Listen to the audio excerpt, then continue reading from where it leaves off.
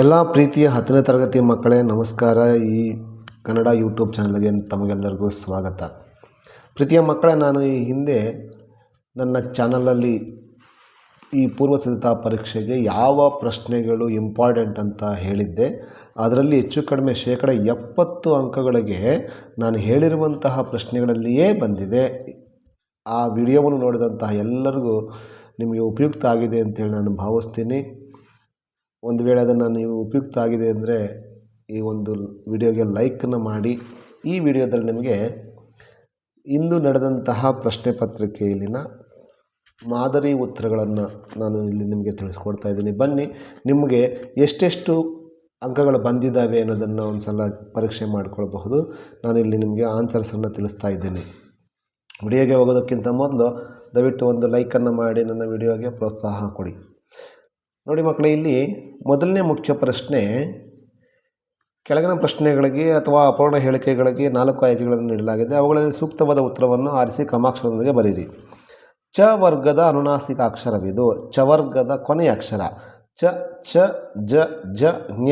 ಇಲ್ಲಿ ಸರಿಯಾದ ಉತ್ತರ ಆಪ್ಷನ್ ಸಿ, ಜ್ಞ. ಇದು ಸರಿಯಾದ ಉತ್ತರ. ಎರಡನೇ ಪ್ರಶ್ನೆ, ಅತ್ಯವಸರ ಪದವು ಈ ಸಂಧಿಗೆ ಉದಾಹರಣೆಯಾಗಿದೆ. ನಿನ್ನೆ ನಾನು ವ್ಯಾಕರಣ ಅಂಶಗಳನ್ನು ಹೇಳುವ ಸಂದರ್ಭದಲ್ಲಿ ಒಂದು ಟ್ರಿಕ್ ಪಾಯಿಂಟ್ ಹೇಳಿದ್ದೆ. ಆ ಪದದಲ್ಲಿ ಯಾವ ಒತ್ತಕ್ಷರ ಇರ್ತದೆ, ಆ ಯಾವ ಒತ್ತಕ್ಷರ ಇದ್ದರೆ ಖಂಡಿತವಾಗ್ಲೂ ಅದು ಎಂಡ್ಸಂಧಿಗೆ ಉದಾಹರಣೆ ಅಂತೇಳಿ. ಅತಿ ಪ್ಲಸ್ ಅವಸರ, ಅತ್ಯವಸರ, ಎಂಡ್ಸಂಧಿಗೆ ಉದಾಹರಣೆ. ಇನ್ನು ಮೂರನೇದು, ಒಂದು ಪದವನ್ನು ವಾಕ್ಯವನ್ನು ಹೇಳಿ ಅದಕ್ಕೆ ಸಮಾನಾರ್ಥಕ ಪದವನ್ನು ವಾಕ್ಯವನ್ನು ಹೇಳುವಾಗ ಬಳಸಬೇಕಾದ ಲೇಖನ ಚಿಹ್ನೆ. ಇದಕ್ಕೆ ಸರಿಯಾದ ಉತ್ತರ ಆವರಣ ಲೇಖನ ಚಿಹ್ನೆ. ಇನ್ನು 4ನೇ ಪ್ರಶ್ನೆ, ಹೋದಾನು ಪದವು ಈ ಕ್ರಿಯಾರೂಪಕ್ಕೆ ಸೇರಿದೆ. ಇದಕ್ಕೆ ಸರಿಯಾದ ಉತ್ತರ ಸಂಭಾವನಾರ್ಥಕ, ಇದು ಕ್ರಿಯಾಪದ. ಇನ್ನು 5ನೇ ಪ್ರಶ್ನೆ, ಸಪ್ತಮಿ ವಿಭಕ್ತಿಯ ಕಾರಕಾರ್ಥವಿದು. ಇದನ್ನು ಕೂಡ ನಾವು ನಿನ್ನೆ ಚರ್ಚೆ ಮಾಡಿದ್ವಿ. ಇದಕ್ಕೆ ಸರಿಯಾದ ಉತ್ತರ ಕಾರಕಾರ್ಥ ಅಧಿಕರಣ, ಸರಿಯಾದ ಉತ್ತರ. ಇನ್ನು 6ನೇ ಪ್ರಶ್ನೆ, ತಲೆನೋವು ಪದದಲ್ಲಿರುವ ಸಮಾಸ. ಇದಕ್ಕೆ ಸರಿಯಾದ ಉತ್ತರ ತತ್ಪುರುಷ ಸಮಾಸ. 2 ನಾಮಪದಗಳು ಸೇರಿ ಸಮಾಸವಾದಾಗ ಉತ್ತರ ಪದದ ಅರ್ಥ ಪ್ರಧಾನವಾಗುವ ಸಮಾಸವೇ ತತ್ಪುರುಷ ಸಮಾಸ. ಇನ್ನಿಲ್ಲಿ ಪ್ರತಿಹಾರಿ, ಪಡಿಯಾರ ಇವೆರಡರ ನಡುವಿರುವಂಥ ಸಂಬಂಧ ತತ್ಸಮ ತದ್ಭವ. ಸಂದೇಹಕ್ಕೆ ತದ್ಭವ ರೂಪ ಏನು ಅಂತ ಕೇಳಿದ್ದಾರೆ. ಇದಕ್ಕೆ ಸರಿಯಾದ ಉತ್ತರ ಸಂದೇಯ. 12 ಸಂಖ್ಯಾವಾಚಕ. ಮೂಡಣ ಡ್ಯಾಶ್. ಇಲ್ಲಿ ನಾಮಪದಗಳಿಗೆ ಸಂಬಂಧಪಟ್ಟಂತೆ ಕೇಳಿರುವಂಥದ್ದು ಮೂಡಣ ದಿಗ್ವಾಚಕ, ದಿಕ್ಕನ್ನು ಸೂಚಿಸುವಂಥದ್ದು ದಿಗ್ವಾಚಕ. ನಿನಗಾಗಿ ತದ್ದಿತಾಂತವ್ಯಯ, ಚಲುವಿಕೆ ಡ್ಯಾಶ್. ಇಲ್ಲಿ ಚಲುವಿನ ಭಾವವನ್ನು ಹೇಳ್ತಾ ಇದ್ದಾರೆ, ಹಾಗಾಗಿ ತದ್ದಿತಾಂತ ಭಾವನಾಮ, ಸರಿಯಾದ ಉತ್ತರ ತದ್ದಿತಾಂತ ಭಾವನಾಮ. ಇನ್ನು ಉಂಟು ಕ್ರಿಯಾರ್ಥ ಕಾವ್ಯ. ಇದು ಅವ್ಯಯಗಳಿಗೆ ಸಂಬಂಧಪಟ್ಟಿರುವಂಥದ್ದು. ಕೂಡಲೇ ಅನ್ನೋದು ಯಾವುದು ಅಂತ ಕೇಳಿದ್ದಾರೆ. ಇದಕ್ಕೆ ಸರಿಯಾದ ಉತ್ತರ ಸಾಮಾನ್ಯಾರ್ಥ ಕಾವ್ಯ, ಸಾಮಾನ್ಯಾರ್ಥ ಕಾವ್ಯ, ಇದು ಸರಿಯಾದ ಉತ್ತರ. ಇನ್ನು ಪ್ರಾಣಿಗಳು ತಮ್ಮ ಮಕ್ಕಳಿಗೆ ಯಾವ ವಿಚಾರವಾಗಿ ತರಬೇತಿ ಕೊಡುತ್ತವೆ. ಒಂದು ವಾಕ್ಯದಲ್ಲಿರುವಂಥದ್ದು. ಇದಕ್ಕೆ ಉತ್ತರವನ್ನು ಇಲ್ಲೇ ಬರೀತೀನಿ. ಪ್ರಾಣಿಗಳು ತಮ್ಮ ಮಕ್ಕಳಿಗೆ ಚಲನವಲನಗಳ ವಿಷಯದ ವಿಚಾರವಾಗಿ, ಚಲನವಲನಗಳ ವಿಷಯದ ಕುರಿತಾಗಿ ಹಾಗೂ ಆಹಾರ ವಿಚಾರದ ವಿಷಯದ ಕುರಿತಾಗಿ ತಮ್ಮ ಮಕ್ಕಳಿಗೆ ತರಬೇತಿಯನ್ನು ಕೊಡುತ್ತವೆ. ಇನ್ನು ಮುಂದಿನ ಪ್ರಶ್ನೆ, ಶಾನುಭೋಗರು ಚಿಕ್ಕನಾಯಕನಹಳ್ಳಿಗೆ ಏಕೆ ಹೋಗಿದ್ದರು. ಶಾನುಭೋಗರು ಚಿಕ್ಕನಾಯಕನಹಳ್ಳಿಗೆ ಇರಸಾಲಿಗಾಗಿ ಹೋಗಿದ್ದರು, ಅಂದರೆ ಅಥವಾ ಕಂದಾಯದ ಹಣವನ್ನು ಕಟ್ಟಿ ಬರಲು ಹೋಗಿದ್ದರು. ಪ್ರವಾಸ ಕುರಿತು ಬೇಕನನ್ನು ಹೇಳಿದ ಮಾತು ಯಾವುದು. ಇದು ಇವೆಲ್ಲ ಪ್ರಶ್ನೆಗಳು ಕೂಡ ಪಾಠದ ಮಧ್ಯದಲ್ಲಿ ಕೇಳಿರುವಂಥದ್ದು ಅಥವಾ LBಯಲ್ಲಿರುವಂಥದ್ದನ್ನು ಕೇಳಿರುವಂಥದ್ದು. ಇದಕ್ಕೆ ಸರಿಯಾದ ಉತ್ತರ ಪ್ರವಾಸವು ಶಿಕ್ಷಣದ ಒಂದು ಭಾಗವಾಗಿದೆ ಎಂದು ಬೇಕನನ್ನು ಪ್ರವಾಸದ ಕುರಿತು ಹೇಳಿರುವಂತಹ ಮಾತು. ಇನ್ನು ರಾಜಗೃಹ ಪಟ್ಟಣದ ಅರಸ ಯಾರು? ಇದಕ್ಕೆ ಸರಿಯಾದ ಉತ್ತರ ಸುಬಲ ಅನ್ನೋನು ಸರಿಯಾದ ಉತ್ತರ. ಕನ್ಫ್ಯೂಷನ್ ಮಾಡ್ಕೊಂಡು ಸುಮಾರು ಜನ ಅತಿಬಲ ಅಂತ ಬರೆದು ಬಿಟ್ಟಿರ್ತಾರೆ. ಅದು ಪುಸ್ತಕ ಓದಿದ್ರೆ ಇದು ನಿಮ್ಗೆ ಗೊತ್ತಾಗೋದು, ಅಥವಾ ನಿಮ್ಮ ಟೀಚರ್ಸು ಪಾಠ ಮಾಡೋ ಸಂದರ್ಭದಲ್ಲಿ ಹೇಳಿರ್ತಾರೆ. ಇನ್ನು ಹಲಗಲಿಯನ್ನು ಲೂಟಿ ಮಾಡಲು ಆದೇಶಿಸಿದವರು ಯಾರು ಅಂದರೆ ಇದು ಕೂಡ ಕನ್ಫ್ಯೂಷನ್ ಆಗುತ್ತೆ. ಆದರೆ ಇಲ್ಲಿ ಸರಿಯಾದ ಉತ್ತರ ಕಾರ ಸಾಹೇಬ. ನೀವೇನು ಮಾಡ್ಕೊಂಡಿರ್ತೀರಾ, ಅರ್ಥ ಮಾಡ್ಕೊಂಡಿರುವಂಥದ್ದು ಕುಂಪಣಿ ಸರ್ಕಾರ ಅಂತ ಹೇಳಿರ್ತೀರ ಅಥವಾ ಬ್ರಿಟಿಷ್ ಸರ್ಕಾರ ಅಂತ ಹೇಳ್ತಾರೆ. ಆದರೆ ಇಲ್ಲಿ ನಿರ್ದಿಷ್ಟವಾಗಿ ಕೇಳಿದ್ದಾರೆ ಯಾರು ಆದೇಶ ಮಾಡಿದ್ರು ಅಂತೇಳಿ. ಕಾರ ಸಾಹೇಬ ಲೂಟಿ ಮಾಡಂತನೂ ಅಂತ ಒಂದು ಸಾಲು ಬರ್ತದೆ, ಅದು ಸರಿಯಾದ ಉತ್ತರ. ಇನ್ನು ಭಾರ್ಗವ ಎಂದರೆ ಇಲ್ಲಿ ಸರಿಯಾದ ಉತ್ತರ ಪರಶುರಾಮ. ಇನ್ನು ವಸಂತ ಮುಖ ತೋರಲಿಲ್ಲ ಕವನದಲ್ಲಿ ಕೋಗಿಲೆಗಳು ಹೇಗೆ ಹಾಡುತ್ತಿವೆ? ಇದಕ್ಕೆ ಸರಿಯಾದ ಉತ್ತರ ಮನದುಂಬಿ ಹಾಡುತ್ತಿವೆ. ಮನದುಂಬಿ ಹಾಡುತ್ತಿವೆ ಅನ್ನೋದು ಸರಿಯಾದ ಉತ್ತರ ಇದಾಗಿತ್ತು. ಇನ್ನು 2-3 ವಾಕ್ಯ ಅಥವಾ 3 ಅಥವಾ 4 ವಾಕ್ಯಗಳ ಉತ್ತರ ಬರೆಯಿರಿ. ಆಲ್ಮೋಸ್ಟ್ ಎಲ್ಲ ಪ್ರಶ್ನೆಗಳು ನಾನು ಇಂಪಾರ್ಟೆಂಟ್ ಕ್ವಶನ್ಸ್ ಅಂಥೇಳಿ ನಾನು ನಿಮಗೆ ಹಾಕಿಸಿದ್ದೆ. ಇದನ್ನು ನೀವು ಬರೆದಿರ್ತೀರ ಅಂತ ನಾನು ತಿಳಿದಿರ್ತೇನೆ. ಈಗ ನಾವು ಕವಿ ಪರಿಚಯಕ್ಕೆ ಹೋಗೋಣ. ಕವಿ ಪರಿಚಯ ಸಾರಾ ಅಬೂಬಕ್ಕರ್ ಅವರು. ಇವರ ಕಾಲ 1936. ಇವರ ಸ್ಥಳ ಕಾಸರಗೋಡು. ಇವರು ಖೇಡ್ಡ, ಸಹನ, ಕದನ ವಿರಾಮ, ಚಪ್ಪಲಿಗಳು, ಅರ್ಧರಾತ್ರಿಯಲ್ಲಿ ಹುಟ್ಟಿದ ಕೂಸು, ಹಾಗೆ ತಳ ಹೊಡೆದ ದೋಣಿಯಲ್ಲಿ ಇನ್ನು ಮುಂತಾದ ಕೃತಿಗಳನ್ನು ರಚಿಸಿದ್ದಾರೆ. ಇವರಿಗೆ ನೃಪತುಂಗ ಪ್ರಶಸ್ತಿ ಲಭಿಸಿದೆ. ಇನ್ನು ಕುವೆಂಪುರವರ ವಿಚಾರಕ್ಕೆ ಬಂದರೆ 1904 ಇವರು ಜನಿಸುತ್ತಾರೆ. ಶಿವಮೊಗ್ಗ ಜಿಲ್ಲೆಯ ತೀರ್ಥಹಳ್ಳಿ ಸಮೀಪದ ಕುಪ್ಪಳ್ಳಿಯಲ್ಲಿ ಇವರು ಜನಿಸುತ್ತಾರೆ. ಇವರು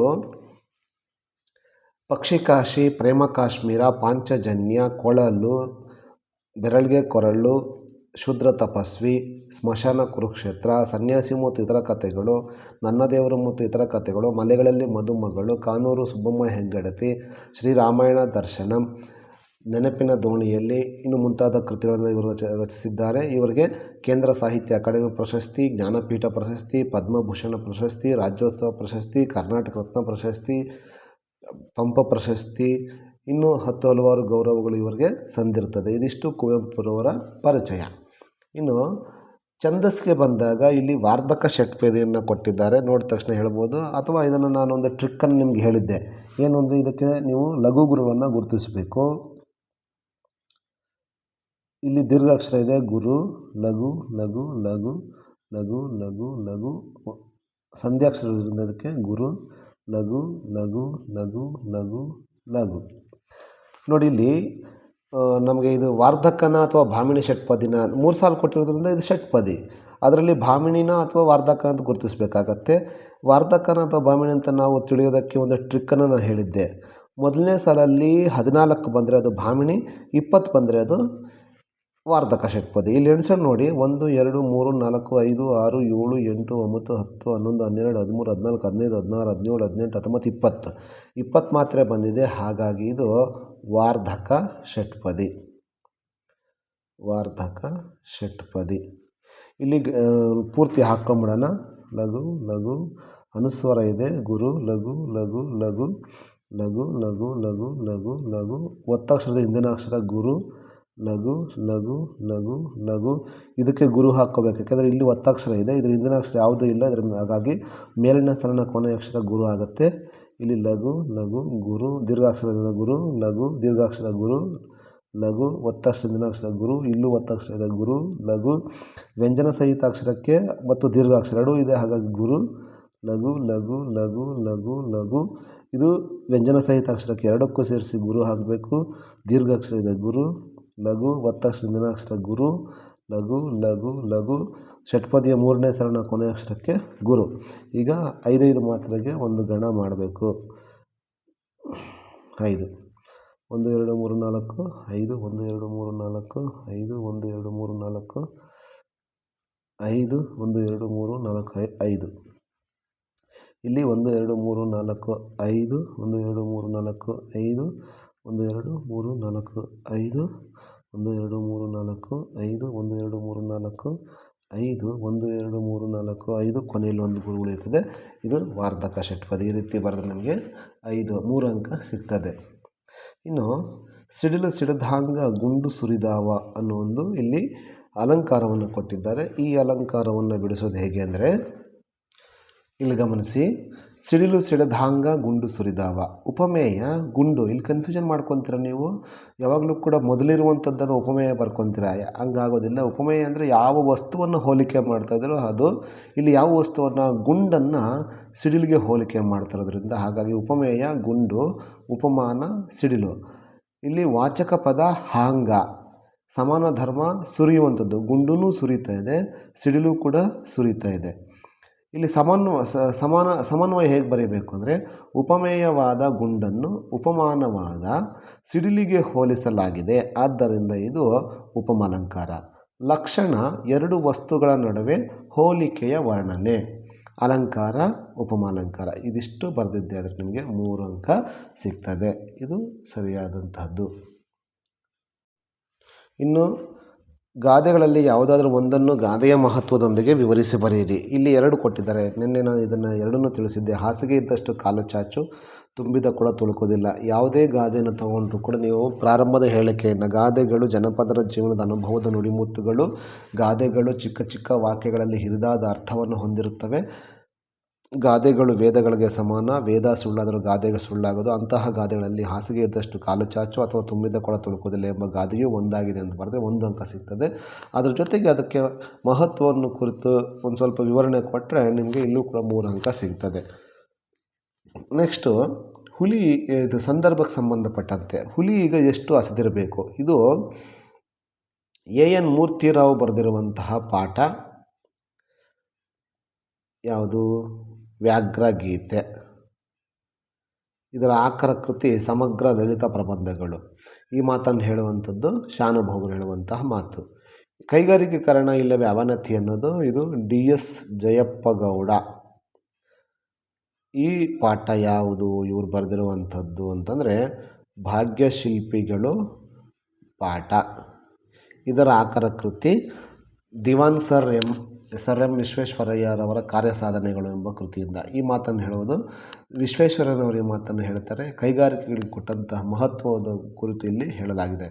ಇದು ತಮ್ಮ ಪ್ರಜ್ಞೆ ಮುಂದೆ ಸುಳ್ಳು ಹೇಳೋಕ್ಕಾಗಲ್ಲ. ಇದನ್ನು ದೇವನೂರ ಮಹಾದೇವ ಬರೆದಿರುವಂಥ ಪಾಠ ಎದೆಗೆ ಬಿದ್ದ ಅಕ್ಷರ. ಎದೆಗೆ ಬಿದ್ದ ಅಕ್ಷರ ಪಾಠದಲ್ಲಿ ಇದನ್ನು ಹೇಳಿರುವಂಥದ್ದು. ಇದರ ಆಕರ ಕೃತಿಯನ್ನು ಕೂಡ ಎದೆಗೆ ಬಿದ್ದ ಅಕ್ಷರ ಎಂಬ ಪ್ರಬಂಧ ಸಂಕಲನದಿಂದ ಆಯ್ಕೆ ಮಾಡಿರುವಂಥದ್ದು. ಇದು ವಚನಕಾರರ ಕುರಿತು ಹೇಳುವ ಸಂದರ್ಭದಲ್ಲಿ ಈ ಮಾತನ್ನು ಹೇಳ್ತಾರೆ. ಇನ್ನು ಪದ್ಯಗಳಿಗೆ ಸಂಬಂಧಪಟ್ಟಂತೆ ಬಿಳಿಹೊಳೆ ಬಣ್ಣದ ಗರಿಗರಿಯುಂಟು. ಇದನ್ನು ಬರೆದಂಥವರು ದರಾ ಬೇಂದ್ರೆಯವರು ಬರೆದಿರುವಂತಹ ಹಕ್ಕಿ ಹಾರುತ್ತಿದೆ ನೋಡಿದಿರಾ ಪದ್ಯ ಇದು. ಇದರ ಆಕರ ಕೃತಿ ಗರಿ. ಕಾಲಕ್ಕೆ ಭೂತಕಾಲ ಭವಿಷ್ಯತ್ ಕಾಲ ಅನ್ನೋ ಒಂದು ವರ್ತಮಾನ ಕಾಲಗಳಿದೆ. ಆ ಕಾಲಗಳನ್ನು ಕುರಿತು ಈ ಒಂದು ಮಾತು ಬರ್ತದೆ. ಇನ್ನು ಅನುಗದಮ್ಮ ನಿಕ್ಕಿದ ಪಾರ್ಥ ಭೀಮರು. ಇದನ್ನು ರನ್ನ ಬರೆದಿರುವಂತಹ ಚಲಮನೆ ಮೆರವಂ ಪದ್ಯದಿಂದ ಆರಿಸಿಕೊಂಡಿರುವಂಥದ್ದು. ಇದನ್ನು ಸಾಹಸ ಭೀಮ ವಿಜಯಂ ಕೃತಿಯಿಂದ ಇದರ ಆಕರ ಕೃತಿ ಇದು. ಈ ಮಾತನ್ನು ದುರ್ಯೋಧನ ಹೇಳುವಂತಹ ಮಾತು. ಯಾವಾಗಂದರೆ ಭೀಷ್ಮ ಸಂಧಿ ಮಾಡ್ಕೋ ಅಂತ ಹೇಳಿದಾಗ ಆತ ಹೇಳುವಂಥ ಮಾತು, ನಾನು ನನ್ನ ತಮ್ಮನನ್ನು ನನ್ನ ಸ್ನೇಹಿತನನ್ನು ಕೊಂದಂಥ ಪಾರ್ಥ ಭೀಮರನ್ನು ಕೊಂದ ನಂತರ ಬಳಿಕ ನಾನು ಸಂಧಿಯನ್ನು ಮಾಡಿಕೊಳ್ಳುತ್ತೇನೆ ಅಂತ ಹೇಳ್ತಾರೆ. ಇದರಲ್ಲಿ ರನ್ನನ ಛಲದ ಗುಣ ಇಲ್ಲಿ ವ್ಯಕ್ತವಾಗಿದೆ. ಇದು ಎಂತು ನಾನಿಲಿಗರಪ್ಪರೆ ಮಾನಸರ್. ಇದು ಪಂಪ ಬರೆದಿರುವಂತಹ ಕೆಮ್ಮನೆ ಮೀಸೆ ಒತ್ತನೆ ಎಂಬ ಪಾಠದಿಂದ ಇದನ್ನು ಆಯ್ಕೆ ಮಾಡಿಕೊಂಡಿದೆ. ಇದರ ಆಕರ ಕೃತಿ ವಿಕ್ರಮಾರ್ಜುನ ವಿಜಯಂ ಎಂಬ ಕೃತಿಯಿಂದ. ಇದು ದೃಪದ ಹೇಳುವಂತಹ ಮಾತು. ಯಾರನ್ನ ಕುರಿತು ಅಂದರೆ ದ್ರೋಣಾಚಾರ್ಯನನ್ನು ಕುರಿತು ಹೇಳುವಂತಹ ಒಂದು ಮಾತು ಆಗಿರುವಂಥದ್ದು. ಇನ್ನು ಪದ್ಯ ಭಾಗವನ್ನು ಪೂರ್ಣಗೊಳಿಸಿ ಬರೆಯಿರಿ. ಬಹಳ ಸುಲಭವಾಗಿರುವಂಥದ್ದನ್ನೇ ಕೊಟ್ಟಿದ್ದಾರೆ ಇಲ್ಲಿ. ಕಲುಷಿತವಾದಿ ನದಿ ಜಲಗಳಿಗೆ ಮುಂಗಾರಿನ ಮಳೆಯಾಗೋಣ, ಬರಡಾಗಿರುವಿ ಕಾಡು ಮೇಡುಗಳ ವಸಂತವಾಗುತ್ತ ಮುಟ್ಟೋಣ. ಅಥವಾ ಮತಗಳೆಲ್ಲವೂ ಪಥಗಳು ಎನ್ನುವ ಹೊಸ ಎಚ್ಚರದೊಳು ಬದುಕೋಣ, ಭಯ ಸಂಶಯದೊಳು ಕಂದಿದ ಕಣ್ಣಳು ನಾಳಿನ ಕನಸನ್ನು ಬಿತ್ತೋಣ. ಇವೆರಡರಲ್ಲಿ ಯಾವುದಾದ್ರೂ ಒಂದನ್ನು ಬರೆದ್ರೆ ಸಾಕು, ನಿಮಗೆ 4 ಅಂಕ ಸಿಗ್ತದೆ. ಇನ್ನು ಅದನ್ನು ಬಿಟ್ಟರೆ ಸಾರಾಂಶ ಬರೆಯುವಂಥದ್ದು ಇಲ್ಲಿ ಕೌರವೇಂದ್ರನ ಕೊಂದೆ ನೀನು ಪದ್ಯದಿಂದ ಕೊಟ್ಟಿರುವಂಥದ್ದು. ಇಲ್ಲಿ ಕೃಷ್ಣ ಕರ್ಣನಿಗೆ ಆಮಿಷವನ್ನು ಒಡ್ಡಿದಾಗ ಕರ್ಣ ಮೌನದಿಂದ ಇರ್ತಾನೆ. ಆಗ ಕೃಷ್ಣ ಹೇಳುವಂತಹ ಮಾತು ಏನು ಹೇಳೇ ಕರ್ಣ, ಏನು ಕರ್ಣ ಹೇಳು, ನಿನ್ನ ಮನಸ್ಸಿಗೆ ಯಾವುದು ತಲ್ಲಣ ಆಗಿರುವಂಥದ್ದು, ನಿನ್ನ ಮನಕ್ಕೆ ಕುಂತಿಯ ಮಕ್ಕಳಾದಂತಹ ಪಾಂಡವರಿಂದ ನೀನು ಬೆಸೆಕೈಸಿಕೊಂಬುದು ಅಂದರೆ ಸೇವೆ ಮಾಡಿಸಿಕೊಳ್ಳುವಂಥದ್ದು ಸೇರದೆ ನಿನಗೆ ಇಷ್ಟವಿಲ್ಲವೇ, ನಿನಗೆ ಹಾನಿ ಇಲ್ಲ ನೋಡು ಕರ್ಣ, ನಿನಗೆ ಯಾವುದೇ ರೀತಿ ತೊಂದರೆ ಇಲ್ಲ, ಅದು ನನ್ನ ಮೇಲೆ ಆಣೆ ಮಾಡಿ ಹೇಳ್ತಾ ಇದ್ದೀನಿ, ಇಲ್ಲ ಎನ್ನ ಆಣೆ, ಮಾತಾಡು, ಮೌನವೇತಕ್ಕೆ, ಯಾಕೆ ಮೌನವಾಗಿದ್ದೀಯಾ, ಈಗ ದಡ್ಡತನ ಬೇಡ, ಮರಳುತನ ಬೇಡ, ನಾನು ನಿನ್ನ ಅಪದೆಸೆಯ, ನಿನಗೆ ತೊಂದರೆಯನ್ನು ಬಯಸುವನು ನಾನಲ್ಲ, ಕೇಳು ಎಂದ ಅಂತ ಕೃಷ್ಣ ಕರ್ಣನಿಗೆ ಹೇಳುವಂತಹ ಮಾತುಗಳು. ಇದನ್ನು ಕುಮಾರವ್ಯಾಸ ಬರೆದಿರುವಂತಹ ಕರ್ನಾಟ ಭಾರತ ಕಥಾಮಂಜರಿ ಎಂಬ ಕೃತಿಯಿಂದ ಆಯ್ದ ಕೌರವೇಂದ್ರನ ಕೊಂದೆ ನೀನು ಎಂಬ ಪದ್ಯ ಭಾಗದಿಂದ ಇಲ್ಲಿ ಆಯ್ಕೆ ಮಾಡಿಕೊಳ್ಳಲಾಗಿದೆ. ಇನ್ನು ಶಬರಿ ಪಾಠಕ್ಕೆ ಬಂದಾಗ 8 ವಾಕ್ಯದಲ್ಲಿ ಕೊಟ್ಟಿದ್ದಾರೆ ನೋಡಿ. ಶಬರಿಯ ಪಾಠದ ಸಾರಾಂಶವನ್ನು ಸಂಕ್ಷಿಪ್ತವಾಗಿಗೊಳಿಸಿ ಶಬರಿಯ ಚಿಂತೆ ಹಿಂಗೆ ಹೋದ ಸಂದರ್ಭವನ್ನು ನೀವು ವರ್ಣನೆ ಮಾಡಿದರೆ ಸಾಕು. ನಂತರ ಪದ್ಯಕ್ಕೆ ಸಂಬಂಧಪಟ್ಟಂತೆ ಲವನು ಯಜ್ಞಾಶ್ವವನ್ನು ಕಟ್ಟಲು ಕಾರಣವೇನು ವಿವರಿಸಿ. ಅದು ಕೂಡ ಅಷ್ಟೇ, ಆ ಕುದುರೆಯನ್ನು ಕಟ್ಟಾಕೋದಕ್ಕೆ ಏನು ಕಾರಣ ಮತ್ತು ಆ ಪದ್ಯದಲ್ಲಿರುವಂಥ ಸಾರಾಂಶವನ್ನು ನೀವು ಬರೆದ್ರೆ ಸಂಕ್ಷಿಪ್ತವಾಗಿ ಇದರಲ್ಲೂ ಕೂಡ ನಿಮಗೆ 4 ಅಂಕ ಸಿಗ್ತದೆ. ಇನ್ನು ಅದು ಬಿಟ್ಟರೆ ಅಪಠಿತ ಗದ್ಯವನ್ನು ಕೊಟ್ಟಿದ್ದಾರೆ. ಇದಕ್ಕೆ ಎಲ್ಲಿಂದ ಎಲ್ಲಿಗೆ ಅಂತೇಳಿ ನಾನು ಮಾರ್ಕ್ ಮಾಡಿ ತೋರಿಸ್ತೀನಿ ನೋಡಿ ಮಕ್ಕಳೇ. ಇಲ್ಲಿ ಮೊದಲನೇ ಪ್ರಶ್ನೆ, ಥಕ್ಕರ್ ಭಾಪಾರ್ ಅವರ ಸೇವಾ ಮನೋಭಾವದ ಹಿರಿಮೆಯನ್ನು ತಿಳಿಸಿ. ಇದಕ್ಕೆ ಉತ್ತರ ನೋಡಿ, ಇಲ್ಲಿ ಹಾಕಿದ್ದೀನಿ, ಮಾರ್ಕ್ ಮಾಡಿದ್ದೀನಿ. ಮಾನವನ ಕುಲದ ಸೇವಕನೋಪಾದಿಯಲ್ಲಿ ಬಾಳಿದರು. ಆಫ್ರಿಕಾ ಖಂಡದ ಉಗಾಂಡದಲ್ಲಿ ತಮ್ಮ ಸೇವಾವಧಿಯನ್ನು ಪೂರೈಸಿ ಸ್ವದೇಶಕ್ಕೆ ವಾಪಸ್ಸಾಗುವ ಸಂದರ್ಭದಲ್ಲಿ ಮರುಪ್ರಯಾಣಕ್ಕೆ ಅವರ ಬಳಿ ಹಣ ಇರಲಿಲ್ಲವಂತೆ. ಏಕೆಂದರೆ ದುಡಿದು ಸಂಪಾದಿಸಿದ ಹಣದಲ್ಲಿ ಅಷ್ಟನ್ನೂ ದೀನದಲಿತರಿಗಾಗಿ, ಕಷ್ಟದಲ್ಲಿರುವವರಿಗಾಗಿ ಕೈಚಾಚಿ ದಾನ ಮಾಡುತ್ತಿದ್ದರು. ಇದು ಸರಿಯಾದ ಉತ್ತರ. ಇನ್ನು ಥಕ್ಕರ್ ಭಾಪಾರ್ ಅವರನ್ನು ಯಾವ ಹೆಸರುಗಳಿಂದ ಗೌರವಿಸಲಾಗಿದೆ, ಅದಕ್ಕೆ ಸರಿಯಾದ ಉತ್ತರ ಇಲ್ಲಿದೆ ನೋಡಿ. ರಾಷ್ಟ್ರಪಿತ ಮಹಾತ್ಮ ಗಾಂಧೀಜಿ ಅವರಿಂದ ಅಸ್ಪೃಶ್ಯರ ಪೂಜಾರಿ, ಸ್ವತಂತ್ರ ಭಾರತದ ಪ್ರಪ್ರಥಮ ಗೃಹ ಮಂತ್ರಿ ಸರ್ದಾರ್ ವಲ್ಲಭಾಯ್ ಪಟೇಲ್ ರಿಂದ ಗುಜರಾತಿನ ಅಮೂಲ್ಯ ಮಾಣಿಕ್ಯ, ಜನರಿಂದ ಒಬ್ಬ ದೊಡ್ಡ ತಪಸ್ವಿ, ಪುಟ್ಟ ಮಹಾತ್ಮ, ತಮ್ಮ ಶಿಷ್ಯರು ಹಾಗೂ ಸಮಾಜ ಸೇವಾ ಕಾರ್ಯಕರ್ತರಿಂದ ಪ್ರೀತಿಯಿಂದ ಥಕ್ಕರ್ ಬಾಪಾ ಎಂಬುದಾಗಿ ಕರೆಸಿಕೊಂಡರು. ಇದು ಸರಿಯಾದ ಉತ್ತರ. ಇನ್ನು ಪತ್ರಕ್ಕೆ ಬಂದಂತೆ ನೋಡಿ, ಇಲ್ಲಿ ನಿಮ್ಮನ್ನು ಚಿತ್ರದುರ್ಗದ ಸರ್ಕಾರಿ ಪ್ರೌಢಶಾಲೆಯ ವಿದ್ಯಾರ್ಥಿ ಸಮರ್ಥ ಎಂದು ಭಾವಿಸಿಕೊಂಡು ಶಾಲೆಗೆ ಗ್ರಂಥಾಲಯದ ಸೌಲಭ್ಯ ಕಲ್ಪಿಸಿಕೊಡುವಂತೆ ಕೋರಿ ಜಿಲ್ಲಾಧಿಕಾರಿಗಳಿಗೆ ಪತ್ರವನ್ನು ಬರೆಯಿರಿ. ಇಲ್ಲಿ ಯಾರಿಂದ ಬರೀತಾ ಇರೋದು? ಸಮರ್ಥ ಬರೀತಾ ಇರುವಂಥದ್ದು. ಆತ ಇರುವಂಥದ್ದಲ್ಲಿ ಸರ್ಕಾರಿ ಪ್ರೌಢಶಾಲೆ ಎಲ್ಲಿ? ಚಿತ್ರದುರ್ಗ. ಇದು ಇಂದಾಯಿತು. ಇವರಿಗೆ ಮಾನ್ಯ ಜಿಲ್ಲಾಧಿಕಾರಿಗಳು, ಇವರಿರೋದು ಕೂಡ ಇಲ್ಲಿ ಚಿತ್ರದುರ್ಗ. ಇದು ಮುಗೀತು. ಮಾನ್ಯರೇ ಅಂತ ಬರೆದು ವಿಷಯ ಶಾಲೆ ಇಲ್ಲಿಂದ ಇಲ್ಲಿಗೆ ಬರೀಬೇಕು. ಶಾಲೆಗೆ ಗ್ರಂಥಾಲಯದ ಸೌಲಭ್ಯ ಕಲ್ಪಿಸಿಕೊಡುವಂತೆ ಕೋರಿ. ಇನ್ನು ಪತ್ರದ ಒಡಲಲ್ಲಿ ಒಂದಷ್ಟು ಅದರ ಬಗ್ಗೆ ಮಾಹಿತಿ ತಿಳಿಸಿ ಕೊನೆಯಲ್ಲಿ ವಂದನೆಗಳೊಂದಿಗೆ ಇಂತಿ ತಮ್ಮ ವಿಶ್ವಾಸಿ ಸಮರ್ಥ ಅಂತ ಬರೆದು ಮೇಲೆ ಹಿಂದಾಗೆ ನೇರವಾಗಿ ದಿನಾಂಕ ಸ್ಥಳ ಬರೆದ್ರೆ ನಿಮಗೆ ಇಲ್ಲಿ 5 ಅಂಕ ಸಿಗ್ತದೆ. ಇನ್ನು ವೈಯಕ್ತಿಕ ಪತ್ರ ಯಾರು ಬರೀತಾ ಇರೋದು? ಕ್ಷೇಮ ಶ್ರೀ ಇಂದ ಯಾರೋ? ಭಾರ್ಗವಿ ಎಲ್ಲಿನ ವಿದ್ಯಾರ್ಥಿ? ಸರ್ಕಾರಿ ಪ್ರೌಢಶಾಲೆ ಬೆಂಗಳೂರು. ಇದನ್ನು ಬರೆದು ಇಲ್ಲಿ ಗೆಳತಿಗೆ ಬರೀರಿ ಅಂತ ಹೇಳ್ತಾ ಇದ್ದಾರೆ. ಹಾಗಾಗಿ ಸಂಬೋಧನೆಯ ಪದವನ್ನು ಏನು ಬಳಸಬೇಕು ಅಂದರೆ ಪ್ರೀತಿಯ ಗೆಳತಿಗೆ ಭಾರ್ಗವಿ ಮಾಡುವ ನಮಸ್ಕಾರಗಳು ಅಂತ ಬರೆದು ಏನು ವಿಷಯ, ಇಲ್ಲಿ ವಿಷಯ ಬರೆಯುವಷ್ಟಿಲ್ಲ. ಪತ್ರದ ಒಡಲಿನಲ್ಲಿ SSLC ನಂತರದ ನಿಮ್ಮ ಮುಂದಿನ ಜೀವನದ ಗುರಿ ಯೋಜನೆಯನ್ನು ವಿವರಿಸಬೇಕು. ಏನು ಮಾಡ್ಕೋಬೇಕು ಅಂದ್ಕೊಂಡಿದೆಯಾ, ನಿನ್ನ ಗುರಿ ಏನಿದೆ ಅದನ್ನು ತಿಳಿಸಿ ನಿನ್ನ ಸ್ನೇಹಿತೆಗೆ, ಸುಕೃತ ಅನ್ನೋ ಒಂದು ಹೆಸರಿನ ಸ್ನೇಹಿತೆಗೆ ಪತ್ರವನ್ನು ಬರೆಯಬೇಕು. ಪತ್ರ ಎಲ್ಲ ಬರೆದ ಮೇಲೆ ಬಲಭಾಗದಲ್ಲಿ ಇಂತಿ ನಿನ್ನ ಪ್ರೀತಿಯ ಗೆಳತಿ ಭಾರ್ಗವಿ ಅಂತ ಬರೆದು ಅದಕ್ಕೆ ನೇರವಾಗಿ ಎಡಭಾಗದಲ್ಲಿ ರವರಿಗೆ ಬರೀಬೇಕು. ರವರಿಗೆ ಯಾರು? ಸುಕೃತ ಎಲ್ಲಿ ನಿವಾಸವಾಗಿದ್ದಾಳೆ? ಸರಸ್ವತಿ ಬಡಾವಣೆ. ಆ ಸರಸ್ವತಿ ಬಡಾವಣೆ ಇರೋದು ಮೈಸೂರು. ಇದಿಷ್ಟನ್ನು ಬರೆದು ನಿಮಗೆ 5 ಅಂಕ ಸಿಗ್ತದೆ. ನೆಕ್ಸ್ಟ್ ಇದು ಪ್ರಬಂಧಕ್ಕೆ ಬಂದರೆ ಮಹಿಳಾ ಸಬಲೀಕರಣ ಶಾಲೆಯಲ್ಲಿ ಮೌಲ್ಯ ಶಿಕ್ಷಣ. ಮಹಿಳಾ ಸಬಲೀಕರಣ ಅನ್ನೋದು ಪಠ್ಯಪುಸ್ತಕದಲ್ಲಿ ಇದೆ. ಇದ್ರ ಬಗ್ಗೆ ಹೇಳಿರ್ತಾರೆ. ಅದನ್ನು ನೀವು ಮಹಿಳೆಯರು ಯಾವ ಹಂತದಲ್ಲಿ ಬೆಳೆದಿದ್ದಾರೆ, ಹಿಂದೆ ಯಾವ ರೀತಿ ಇತ್ತು, ಈಗ ಮಹಿಳೆಯರ ಒಂದು ಅಭಿವೃದ್ಧಿ ಯಾವ ಮಟ್ಟಕ್ಕಿದೆ ಅನ್ನೋದನ್ನು ನೀವು ಮಹಿಳಾ ಸಬಲೀಕರಣವನ್ನು ಬರೆದರೆ ನಿಮಗೆ ಇಲ್ಲಿ 5 ಅಂಕ ಸಿಗ್ತದೆ. ಇದಿಷ್ಟು ಆಗಿತ್ತು ಮಕ್ಕಳೇ ಇವತ್ತು ನಡೆದಂತಹ ಪೇಪರ್ನ ಕೀ ಉತ್ತರಗಳು ಅಥವಾ ಅದರ ವಿವರಣೆ. ನಿಮಗೆ ಎಷ್ಟು ಅಂಕ ಬರಬಹುದು ಅಂಥೇಳಿ ನನಗೆ ಕಮೆಂಟ್ ಮೂಲಕ ತಿಳಿಸಿ. ಮುಂದಿನ ವಿಡಿಯೋಗಳಿಗೆ, ಮುಂದಿನ ಪರೀಕ್ಷೆಗೆ ಸಂಬಂಧಪಟ್ಟಂತೆ ಮತ್ತೆ ಇಂಪಾರ್ಟೆಂಟ್ ಕ್ವಶನ್ಸು ಮತ್ತು ಗ್ರಾಮರು ಅಥವಾ ಕ್ವಶನ್ ಆನ್ಸರ್ಸು ಯಾವುದನ್ನು ನಿಮಗೆ ಹೇಳಬೇಕು ಅನ್ನೋದನ್ನು ವಿವರವಾಗಿ ನಾನು ಸಿಂಪಲಾಗಿ ಟ್ರಿಕ್ಕನ್ನು ಬಳಸಿ ಯಾವ ರೀತಿ ಕಂಡುಹಿಡಬೇಕು ಅನ್ನೋದನ್ನು ನಿಮ್ಗೆ ತಿಳಿಸ್ತೀನಿ. ನಿಮಗೂ ಏನಾದರೂ ಸಲಹೆಗಳು ಸೂಚನೆಗಳು ಇದ್ದರೆ ನನಗೆ ತಿಳಿಸಿ. ಹಾಗೆ ಯಾವುದನ್ನು ಮಾಡಬೇಕು ಅಂತಲೂ ತಿಳಿಸಿ, ಅದನ್ನು ಕೂಡ ನಾನು ಮಾಡೋದಕ್ಕೆ ಪ್ರಯತ್ನ ಪಡ್ತೀನಿ. ಈ ವಿಡಿಯೋ ನಿಮಗೆ ಹೆಲ್ಪ್ ಆಗಿದೆ ಅಂತ ನಾನು ಭಾವಿಸ್ತೀನಿ. ಹೆಲ್ಪ್ ಆಗಿದೆ ದಯವಿಟ್ಟು ಒಂದು ಲೈಕನ್ನು ಮಾಡಿ, ಇಷ್ಟ ಆಗಿಲ್ಲ ಅಂದರೆ ಒಂದು ಡಿಸ್ಲೈಕನ್ನು ಮಾಡಿ, ಕಮೆಂಟ್ ಮಾಡಿ ಮತ್ತು ಸಬ್ಸ್ಕ್ರೈಬ್ ಮಾಡ್ಕೊಳ್ಳಿ. ನಿಮ್ಮ ಫ್ರೆಂಡ್ಸ್ಗೂ ಕೂಡ ಶೇರ್ ಮಾಡಿ. ಮತ್ತೆ ಸಿಗೋಣ. ಧನ್ಯವಾದಗಳು. ನಮಸ್ಕಾರ.